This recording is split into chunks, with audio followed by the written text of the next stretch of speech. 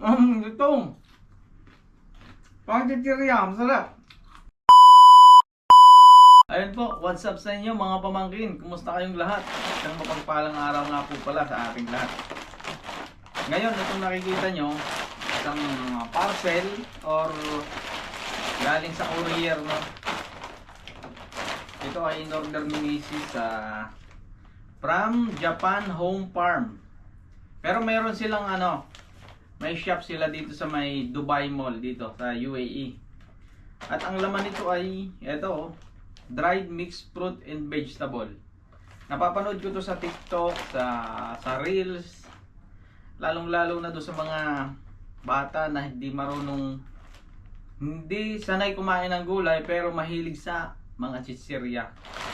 So itong tama-tama ito doon, parang dry mixed fruits and vegetable na parang chichirya. Kanina nga ito dumating. 100 plus yata ang presyo. So bubuksan natin, i-rate natin, makikibusot tayo sa trending.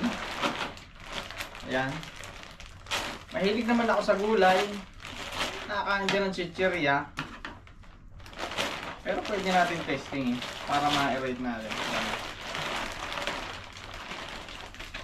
Madali lang, tingin ko naka-promo sila ngayon eh.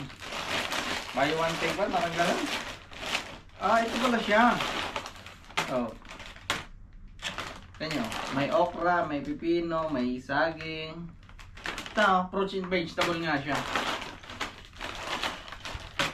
Tulad nga sinasabi ko, yung mga bata na hirap pakainin ng gulay, pero napakahilig sa mga chichirya.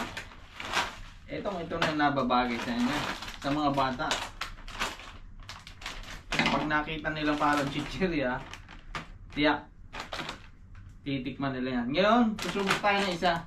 Alas pare-pares naman yun eh. Yan o. Buksan lang natin itong isa para matikman natin. Ayan.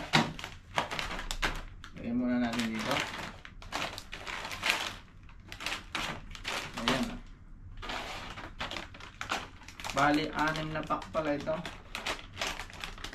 Try natin. Yung mga dried na gulay, mga dried na prutas. Siguro malutong naman to, dried na eh. Sigurado pagka nakita ng mga chikiting to, mukhang maganda siya oh.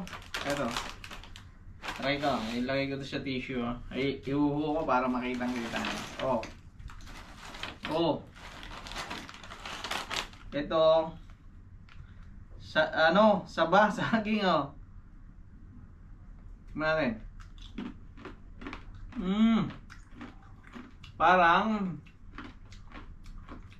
ano yun? Banana chips. Ito naman patatas to. Man. Itong saging banana chips parang may tamis na konti. Malutong itong patatas. Ano ito? Ube? Parang ube. Ube nga. Malutong para talaga sa chichirya. Ito alam niyo naman to. Hindi ko na kanya sabihin. Carrots to. Para sa mga batang walang hilig kumain ng gulay, pero napakahilig sa chichirya. Ito, tingnan natin. Masarap. Pag i-rate ko siya, para sa akin lalong-lalo sa mga batang hindi kumakain ng chichirya. Mga bata, mga pamangkin, pag 1 to 10, 10 ang ibibigay ko dito. Wow naman! Ito, may dates pa nga dried dates. Ang date lang hindi ganun kalutong dahil ang date medyo matagal tong matuyo talaga. Kaya hindi siya lulutong ng ganun talaga. Ito ba? Ito maganda. Isipin niyo okra? Ano bang malaman dito? Pipino. Ika. Mm. Mm. Para sa akin, rate 1 to 10, 10 ako dito. Ayan o. Halos ganun lang lahat o. Ito tikman natin okra. Kita nyo okra, pag inano natin, napakadulas. Tignan ko kung malutong ito, ano. Lutong! Wow naman! Wow! Sarap! Lutong! Pagkikiriyam! Sarap! Sige mo yun? Okra na palutong, ay napakalandas nito. Crunchy. Sarap! May mabuto-buto pa oh. Magaling din ha, natuyo nila at napalutong ng ganun. Sarap! Mga pamangkin, try nyo!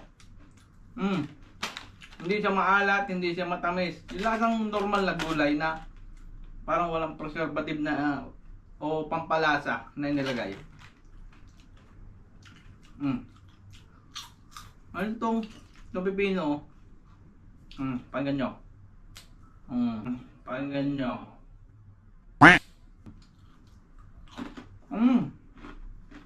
Ito. Parang nakakain ka talaga ng chichirya pero healthy.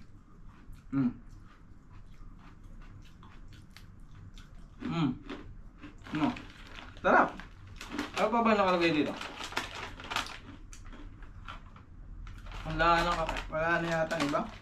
Kaya try na natin. Ilagay ko na dito lahat pa. Makita natin. So, yan. Yan naman ang isang pack. Oh. Siguro dito sa iba mayroong kakaibang laman.